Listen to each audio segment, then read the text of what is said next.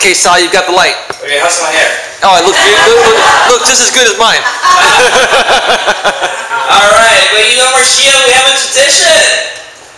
We need you to get up and go all the way to the back, okay? Before we go ahead and introduce you to the group. Woo! Woo! Woo! Can I go this far? Yeah. That's good. Let's give her a break. Alright, so I met this lady as I began my journey here in GNA. This lady is a true payment-forward type of person. Not only I met her once, I met her twice, and she already connect me to some of the people that I wish to connect with. Okay, Marcia is Marcia. Okay, you changed your name. Is it Marcia? Is it? It's Marcia. Okay. Oh my God, we've been saying your name wrong all this time. Our apologies. I apologize. We apologize for that. And I even asked you earlier, Marcia. You were right. Check before you introduce. Marcia Shea is a manager with LegalShield. Her goals are to help others become financially secure and retire in 5 years. At this week's meeting, Marcia will discuss abundance, health, wealth, and happiness. She will also discuss how to truly pay it forward and how giving to give, not to get, will further your overall success. So without further ado, let's give a big welcome to Marcia!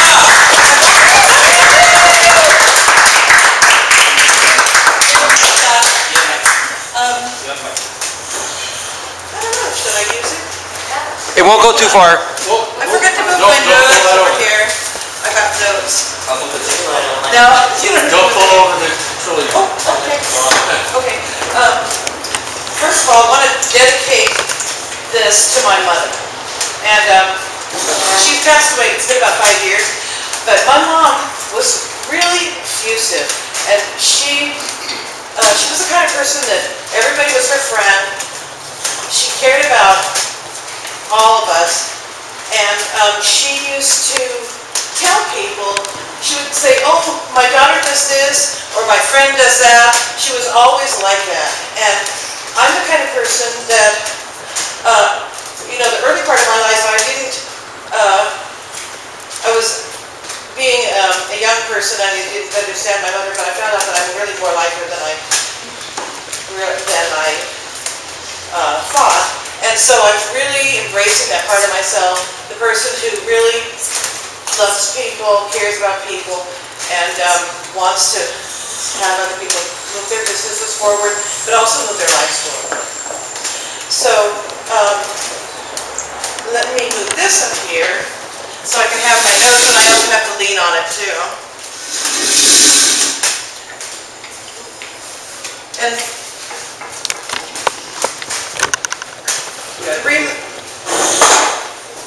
Go ahead. okay. Why I'm going to talk about LegalShield because somebody talked about that 2 weeks ago. But the reason why I became an associate with LegalShield was I was looking for a way to help people. And I did have legal issues in my life, and so did people in my family. And so it was a natural progression for me to be able to do that. And I like the company, and I believe in the company and the services they offer because they truly do help people. The man who started it from nothing, and it's been 40 years. So now a New York-based equity firm bought it, and they're going to be remarketing it. So you'll be seeing it on the TV within the next month or two. So that said, the other reason why I like the company is that they really encourage people to do in personal development. And when I first started doing networking groups 2 years ago, and shortly after that I became an associate. Well, my first experience with networking groups was get business. And I think that, you know, those are the kinds of things that we all abhor, are people who are trying to do a sales pitch.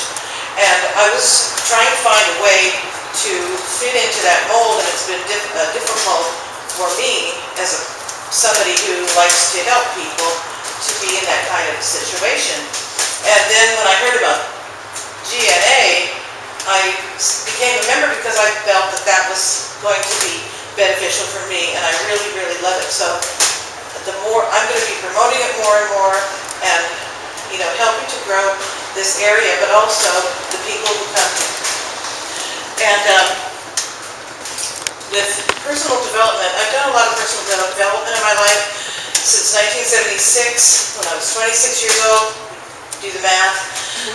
But I thought that I knew what personal development was until I started associating with people in the community, participating with LegalShield, and reading the books that I read. And one thing that really struck me, I recently read Spiritual Economics by Eric Butterworth.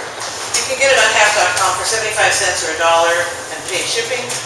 But after I read it, I had been working a part-time job, struggling to grow my LegalShield business, and my husband has been on unemployment for 2 years. After reading it and starting to apply the principles and create this talk, I got a full-time job that's going to help us right now financially. My LegalShield business started going out of the roof. I mean, people started coming out of the woodwork. And my husband got a job. So all these things, you know, doing this, working on myself, began to bring me to be able to speak about it. And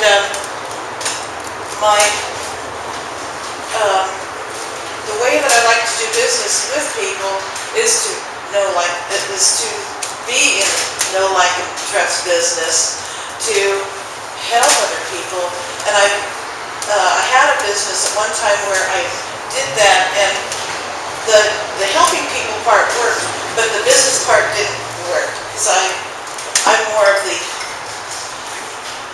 person who, I don't like to do the books, or I don't like to do the taxes. But if I had had the LegalShield at the time, I probably would have saved my bacon a bunch of times, because I didn't understand all that. So now I'm at a point where I'm able to do both. So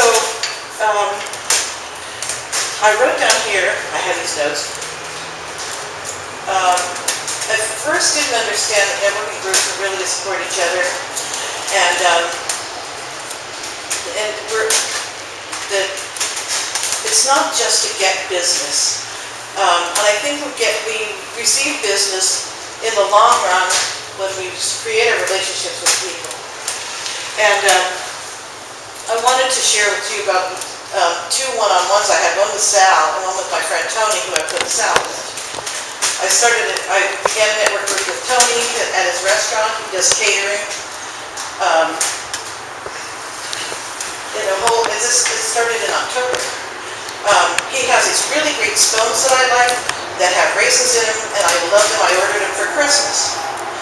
We continue to develop our relationship. I met his whole staff, and he had a big Christmas party for his staff. I met his whole staff, and then in January he agreed to allow me to give a group presentation for my business at his restaurant, and 6 out of the 8 employees signed up under a group plan.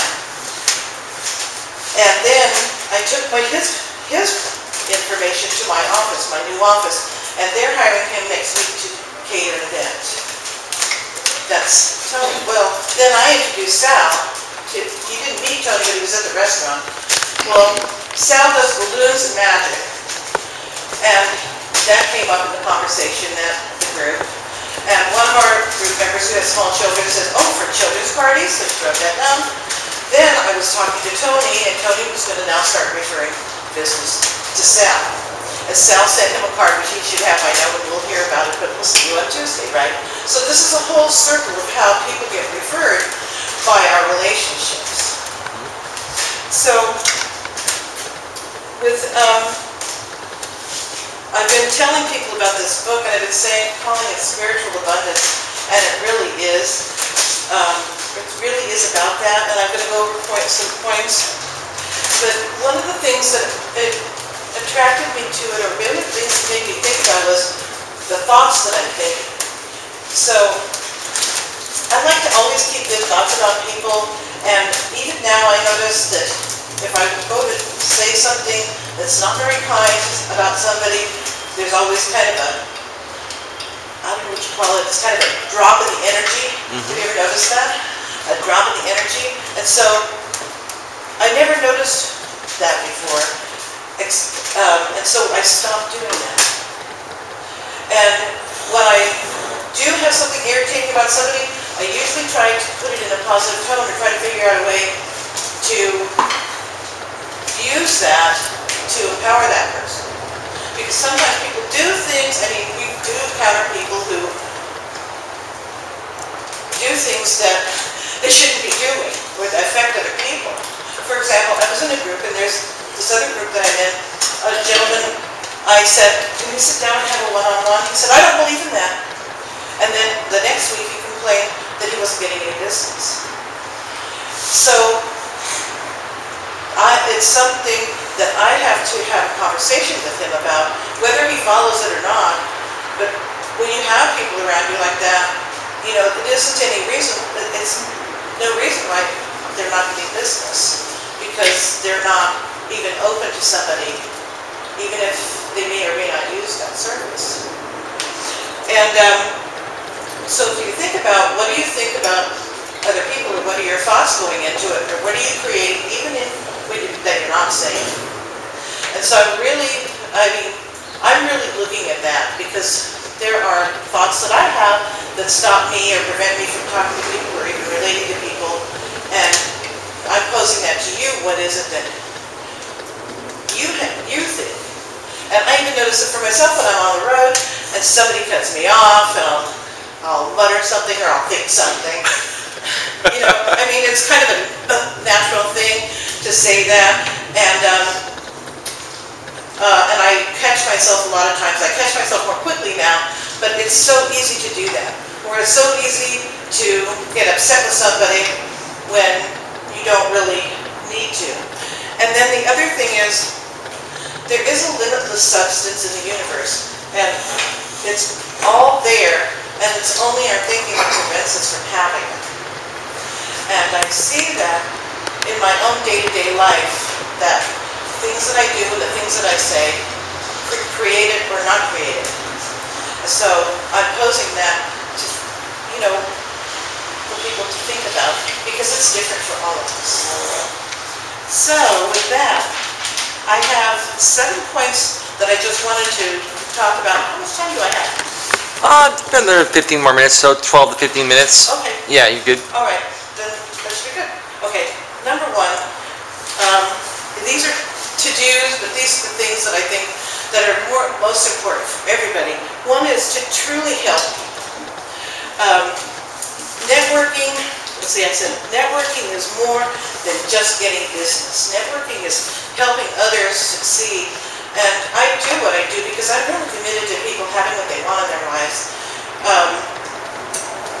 And sure, I'd like to have the business, but then I like to have the relationships with people that I'm around. And being able, in fact, even being able to speak here is being able to have a relationship with you. And I don't get to do that very much. So the more I get to speak and the more I get to interact with you and the other people to come is actually what will keep my energy going and their energy going as well. So it's a two-way street. And then number 2, be grateful.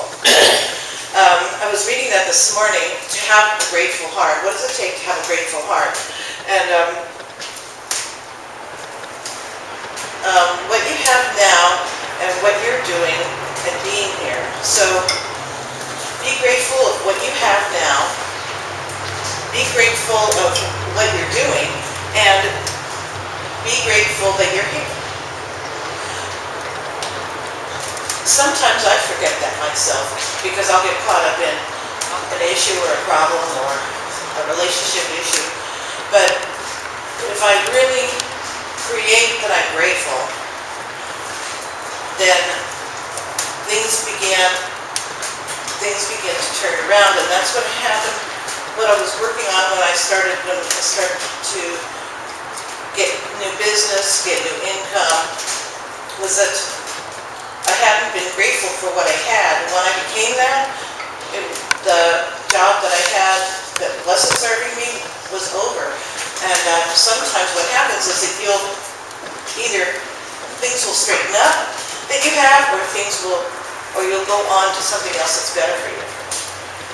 And the third thing is to visualize the good that you want to do.